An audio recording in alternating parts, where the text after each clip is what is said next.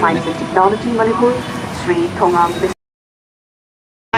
bands in June include first MR band, second MR band, first IRB band, home guard band, and CRPF band. All together.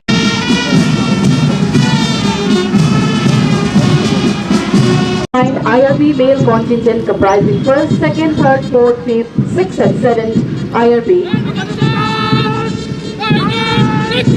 Commanded by Jemedar O. Premanand Singh, 2nd IRB.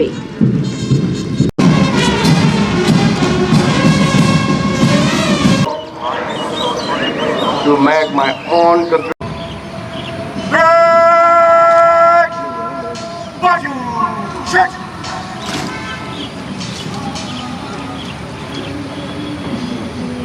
Yakhiba aduna apunba Bharat ama semba ngambani haibasi ngasi aikoina miyam pudamagna hangminaraba wapham amani asigi ngasi gumlaba namit asina aikoida piriba pawgeldi aikoi na khenaba kya laina apunba saktam ama satpa ngamlabadi chawkhatpa amadi mapang kanba lebak ama poi haibasini haina thamjage aduga loladana Sardar Vallabhbhai Patel jigi phidam asi induna ngasi laiba laingak asinasu akoi Manipur ki leijariba saktam aduga kahendana thamba amadi chawkhatlaba lebak chanachinena hingminaba yufamda akoi ngasi honari haibasi miyamda thamjage aduga aranba wakhalon aduga leiriba aigi oiba apikpa wakhalona akoi lebakta nata oidaba mayam ama tholapagi yumfam oribasi akoi masin akoi positive oiba wakhalda constructive oiba wakhalda chaminare harakanda punna akoi ngasi apunba mapangkalaba Bharat amada akoi si dillaba matam seida akoi gi apikpa wakhalona akoi macet punna tanana bagi amadi akoi gi lairiba Manipur gi saktam amadi pari ipai puna thambiraba pot puna masin se koina ngak sen badagi hendokna akoi gi na lui haibagi wakhalon ji thadoknare harakanda akoi masen akoi lanagiba tawnagiba ama lairagasu apunba saktam se kaida thamba ibsi akoi gi amata ngairba akoi Manipur singi kadekra hajaraga Manipur singna khanbigada wakhal amo oibra haibadu aigi tanja asinga sigi lagiba Rashtriya Ekta Diwas ka loinana ai thamjabani aduga tasengna akoi wakhalon manarba kandada aikoina aigi haiba wakham di thado e har kanda akoi gi tungda horkadaba amadi tungda lising kya lakadaba akoi mirol gi damakta akoina khalle har kanda akoina chana chine leminaba aduga akoina miyang oi wakhalon chaminaba matamda da akoi sakhatpa aduga saktam kaida Manipur oigani haibase ai achetpa thajabunga sigi leriba numit asida akoina phonguk jabani aduga lolana akoina Manipur gi oina apong kharadang pallabada akoi leriba Manipur asi akoi Maharaja gi matamdagi adu mirol kya gi sahi lising cha kya gi mamangdagi kamaina leminarki akoina tawkibi struggle nubi oiba samasna thengnakiba akoi struggle aduga akoi asi wadana dum lakiba adu ngasi matsu akoi leriba ngasi phawda akoi gi leriba saktam se kahendana akoi pai puna thamamba haibase ngasi gi akoi Manipur da leminariba akoi gi kundaminariba puruk kudibingna makhi wakhal je ningsingba darkar oi aduga lolana hariba wakhalon se akoi kakka ningsingba natana aigi phirukta horok liba aigi generation da hangal le harakanda akoi history akoi culture akoi costume toana lainaba ngakani masi punama preserve tawinaba akoi masen wakhalon punan akoi se Manipuri amagi Bharat ta tillaba akoi miyam ngakani akoi je Bharat ke citizen ne haji khangire harakanda akoi nakal amarondana akoi yelong dagi hongna akoi ki saktam sikai dana honarpa nakal amarondana aigi haiba wakhalon sina akoi marakta akoi gi disunity laknaba hoda masi thadok lai harakanda akoi masen punna ko hingminaba wakhalon chaminasi haibase aigi sigi numit asiga seida ai tanja ama lorga apel tawjage aduna akoi gi lebak asida leriba toan ba itihas sanskriti amadi sapat thorangi wakhalo kya amat to boina punsin duna apunba Bharat ama semgadabani haiba Sardar Vallabhbhai Patel ki wakhalon adubu ngasi su pallan ꯊꯧꯔꯝ ꯑꯁꯤꯗ ꯃꯤꯌꯥꯝꯅ ꯅꯤꯡꯁꯤꯡꯂꯤ ꯃꯍꯥꯛꯀꯤ ꯋꯥꯈꯜꯂꯣꯟ ꯑꯗꯨꯗ ꯇꯨꯡꯏꯟꯗꯨꯅ ꯃꯤꯌꯥꯝ ꯄꯨꯟꯅ ꯆꯠꯃꯤꯟꯅꯗꯨꯅ ꯑꯩꯈꯣꯏ ꯉꯁꯤꯗꯤ ꯕꯤꯛꯁꯤꯠ ꯚꯥꯔꯠ ꯑꯃ ꯍꯥꯏꯕꯗꯤ ꯗꯦꯚꯂꯞ ꯏꯟꯗꯤꯌꯥ ꯍꯥꯏꯔꯤꯕ ꯋꯥꯈꯜꯂꯣꯟꯗꯨ ꯌꯨꯝꯐꯝ ꯑꯣꯏꯗꯨꯅ ꯃꯥꯡꯖꯤꯜ ꯊꯥꯕ ꯚꯥꯔꯠ ꯑꯃ ꯑꯣꯏꯍꯟꯅꯕ ꯚꯥꯔꯠꯀꯤ ꯄ꯭ꯔꯥꯏꯝ ꯃꯤꯅꯤꯁꯇꯔꯅ ꯑꯩꯈꯣꯏ ꯍꯣꯠꯅꯕꯤꯔꯤꯕ ꯑꯁꯤꯗ ꯑꯩꯈꯣꯏ ꯄꯨꯝꯅꯃꯛꯁꯨ ꯑꯩꯈꯣꯏ ꯁꯔꯗꯥꯔ ꯚꯜꯂꯚꯚꯥꯏ ꯄꯇꯦꯜꯒꯤ ꯃꯥꯒꯤ ꯐꯤꯂꯝꯅꯤꯡꯉꯥꯏ ꯑꯣꯏꯕ ꯑꯩꯈꯣꯏꯒꯤ ꯂꯝꯕꯤ ꯑꯗꯨꯗ ꯑꯩꯈꯣꯏꯅ ꯇꯨꯡꯏꯟꯖꯔꯒ ꯑꯃꯗꯤ ꯚꯥꯔꯠ ꯄ꯭ꯔꯥꯏꯝ ꯃꯤꯅꯤꯁꯇꯔ ꯅꯔꯦꯟꯗ꯭ꯔ ꯃꯣꯗꯤꯖꯤꯒꯤ ꯃꯥꯅ ꯍꯣꯠꯅꯖꯔꯤꯕꯁꯤꯗ ꯑꯩꯈꯣꯏꯅ ꯁ꯭ꯇꯔꯦꯡ ꯇꯨ ꯁ꯭ꯇꯔꯦꯡ ꯑꯩꯈꯣꯏ ꯍꯣꯠꯅꯃꯤꯟꯅꯔꯀꯥꯟꯗ ꯃꯉꯣꯟꯗ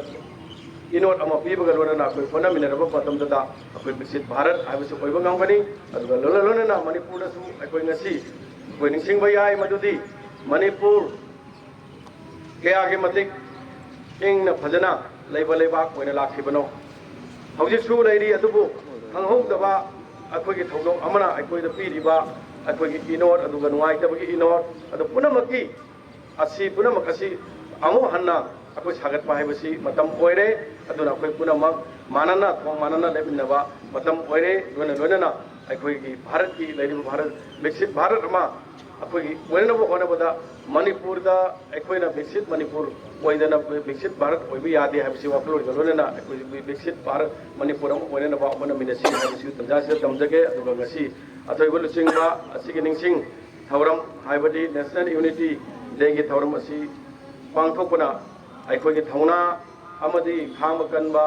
ꯍꯦꯟꯒꯠꯍꯟꯗꯨꯅ ꯂꯩꯕꯥꯛ ꯑꯁꯤꯒꯤ ꯌꯨꯅꯤꯇꯤ ꯏꯟꯇꯤꯒ꯭ꯔꯤꯇꯤ ꯑꯃꯗꯤ ꯁꯦꯀ꯭ꯌꯨꯔꯤꯇꯤ ꯉꯥꯛꯄ ꯉꯝꯒꯅꯤ ꯍꯥꯏꯕ ꯑꯁꯤꯒ ꯂꯣꯏꯅꯅ ꯑꯩꯈꯣꯏꯅ ꯉꯁꯤ ꯑꯩꯈꯣꯏꯅ ꯋꯥꯁꯛꯃꯤꯟꯅꯈꯤꯕ ꯑꯗꯨꯕꯨ ꯑꯩꯈꯣꯏꯅ ꯅꯨꯡꯗ ꯑꯩꯈꯣꯏ ꯁꯥꯒꯣꯟ ꯅꯨꯡꯒ ꯋꯥꯈꯜꯅꯨꯡꯗ ꯑꯃꯗꯤ ꯊꯃꯣꯏꯅꯨꯡꯗ ꯊꯝꯂꯦ ꯍꯥꯏꯔꯀꯥꯟꯗ ꯂꯩꯕꯥꯛ ꯑꯁꯤ ꯃꯄꯨꯡ ꯐꯥꯅ ꯑꯩꯈꯣꯏ ꯌꯥꯝꯅ ꯀꯟꯕ ꯂꯩꯕꯥꯛ ꯑꯃ ꯁꯦꯝꯕ ꯌꯥꯝꯅ ꯀꯟꯕ ꯃꯅꯤꯄꯨꯔ ꯑꯃ ꯁꯦꯝꯃꯤꯟꯅꯕ ꯍꯥꯏꯕꯁꯦ ꯑꯩꯈꯣꯏ ꯃꯅꯤꯄꯨꯔꯗ ꯍꯤꯡꯃꯤꯟꯅꯔꯤꯕ every category of the people, every community, every ꯂꯩꯔꯤꯕ ꯃꯤꯑꯣꯏꯁꯤꯡꯒꯤ ꯑꯩꯈꯣꯏꯒꯤ ꯊꯧꯗꯥꯡꯅꯤ ꯍꯥꯏꯕꯁꯤ ꯑꯩꯈꯣꯏꯅ ꯍꯥꯏꯖꯕꯒ ꯂꯣꯏꯅꯅ ꯃꯁꯤ ꯍꯣꯠꯅꯕꯤꯔꯕ ꯑꯗꯨꯕꯨ ꯃꯁꯤꯒꯤ ꯋꯥꯈꯜꯁꯦ ꯈꯟꯃꯤꯟꯅꯔꯕ ꯀꯥꯟꯗꯗ ꯑꯗꯨ ꯋꯥꯈꯜ ꯃꯥꯟꯅꯔꯕ ꯑꯗꯨꯒ ꯑꯃꯅ ꯑꯃꯒꯤ ꯈꯦꯠꯅꯕ ꯊꯝꯗꯅ ꯙꯔꯃꯒꯤ ꯂꯩꯔꯤꯕ ꯀꯜꯆꯔꯒꯤ ꯂꯩꯔꯤꯕ ꯄꯨꯝꯅꯃꯛꯁꯤꯡꯁꯦ ꯑꯩꯈꯣꯏ ꯑꯃꯠꯇ ꯑꯣꯏꯅ ꯑꯩꯈꯣꯏꯒꯤ ꯃꯥꯒꯤ ꯐꯨꯔꯨꯞꯀꯤ ꯑꯣꯏꯕ ꯂꯩꯖꯕ ꯃꯥꯒꯤ ꯄ꯭ꯔꯤꯖꯥꯕ ꯇꯧꯖꯕ ꯃꯥꯒꯤ ꯆꯥꯎꯈꯠꯅꯕ ꯍꯣꯠꯅꯕꯗ ꯑꯗꯨꯅ ꯑꯃ ꯑꯣꯏꯔꯒ ꯑꯩꯈꯣꯏ ꯃꯅꯤꯄꯨꯔꯤ ꯉꯥꯛꯇꯅꯤ ꯍꯥꯏꯕ ꯋꯥꯈꯜ ꯑꯁꯤ ꯈꯜꯂꯀꯥꯟꯗ ꯏꯄꯥ ꯏꯄꯨꯅ ꯊꯝꯕꯤꯔꯤꯕ ꯑꯗꯨꯒ ꯂꯣꯏꯅꯅ ꯑꯩꯈꯣꯏ ꯉꯁꯤ ꯌꯦꯡꯕꯤꯌꯨ ꯑꯩꯈꯣꯏꯒꯤ ꯃꯥꯎꯟ ꯍꯦꯔꯤꯌꯠꯄꯨ ꯃꯥꯎꯟ ꯃꯅꯤꯄꯨꯔ ꯀꯔꯤꯒꯤꯗꯃꯛꯇ ꯊꯣꯟꯈꯤꯕꯅꯣ ꯑꯩꯈꯣꯏꯅ ꯕ꯭ꯔꯤꯇꯤꯁꯀꯤ ꯃꯥꯌꯣꯛꯇ ꯑꯩꯈꯣꯏꯅ ꯂꯥꯟꯊꯦꯡꯅꯈꯤꯕ ꯑꯗꯨ ꯍꯟꯕ ꯂꯩꯇꯕ ꯊꯧꯅꯥ ꯑꯗꯨꯒ ꯃꯤꯉꯣꯟꯗ ꯂꯥꯜꯂꯦ ꯍꯥꯏꯖꯔꯣꯏꯗꯕꯒꯤ ꯊꯧꯅꯥ ꯑꯗꯨꯕꯨ ꯈꯪꯕꯤꯔꯦ ꯍꯥꯏꯔꯀꯥꯟꯗ ꯑꯩꯈꯣꯏꯒꯤ ꯑꯥꯗ ꯑꯦꯛꯖꯥꯏꯜ ꯑꯣꯏꯅ ꯊꯝꯈꯤꯕ ꯃꯍꯥꯔꯥꯖꯥ ꯀꯨꯂꯆꯟꯗ꯭ꯔꯒꯤ ꯃꯥꯒꯤ ꯂꯩꯕ ꯃꯊꯧꯅꯥ ꯑꯗꯨ ꯈꯪꯕꯤꯔꯦ ꯍꯥꯏꯔꯀꯥꯟꯗ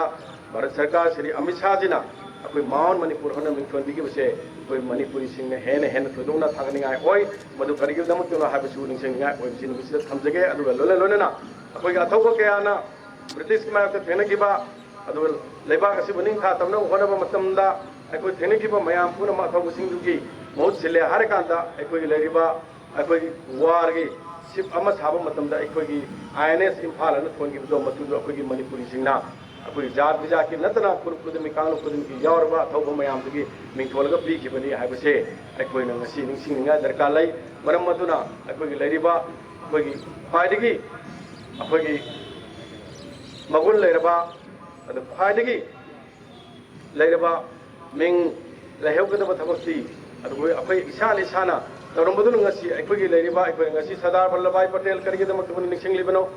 ꯃꯍꯥꯇꯃꯥ ꯒꯥꯟꯙꯤ ꯀꯔꯤꯒꯤꯗꯃꯛꯇ ꯅꯤꯡꯁꯤꯡꯂꯤꯕꯅꯣ ꯁꯤ ꯅꯠꯇꯕ ꯇꯣꯉꯥꯟꯕ ꯂꯤꯗꯔ ꯀꯌꯥ ꯑꯩꯈꯣꯏꯒꯤ ꯃꯔꯛꯇ ꯑꯩꯈꯣꯏꯅ ꯍꯩ ꯂꯩ ꯑꯃꯗꯤ ꯙꯨꯞ ꯊꯥꯗꯨꯅ ꯀꯠꯂꯤꯕꯁꯦ ꯑꯩꯈꯣꯏꯒꯤ ꯃꯔꯛꯇ ꯃꯈꯣꯏꯅ ꯇꯧꯖꯔꯝꯕ ꯑꯦꯆꯤꯞꯃꯦꯟ ꯂꯩꯕꯥꯛꯀꯤꯗꯃꯛꯇ ꯃꯤꯌꯥꯝꯒꯤꯗꯃꯛꯇ ꯃꯗꯨꯅ ꯃꯔꯝ ꯑꯣꯏꯔꯒ ꯑꯩꯈꯣꯏ ꯉꯁꯤ ꯑꯩꯈꯣꯏꯒꯤ ꯃꯔꯛꯇ ꯁꯤꯅ ꯃꯈꯣꯏꯁꯦ ꯍꯤꯡꯂꯒ ꯂꯩꯔꯤ ꯍꯥꯏꯕꯁꯦ ꯑꯩꯈꯣꯏ ꯃꯁꯤ ꯃꯤꯌꯥꯝ ꯄꯨꯝꯅꯃꯛꯅ ꯅꯤꯡꯁꯤꯡꯕ ꯗꯔꯀꯥꯔ ꯂꯩ ꯑꯗꯨꯅ ꯑꯩꯈꯣꯏꯒꯤ ꯍꯤꯁꯇꯣꯔꯤꯀꯦꯜꯂꯤ ꯂꯩꯖꯔꯝꯕ ꯄꯨꯝꯅꯃꯛꯁꯦ ꯑꯩꯈꯣꯏꯅ inherit tauba amadi maintain tauba amadi masi protect tauba amadi haibadi akoi saktam kaidana thamba se akoi punamaki thaudangni haibadi khanbiraga akoi ngasi aina toramba thabakuna maram oraga da koi asigumba leaders maina oibi ate haiba kanisu leite adu oiminasi odaminasi aduga mapung phaba bharat ama semna bonda mapung phaba manipur ama semina ji haibsi mayam da appeal tawjugolona ai mata kriya tension jage jai hind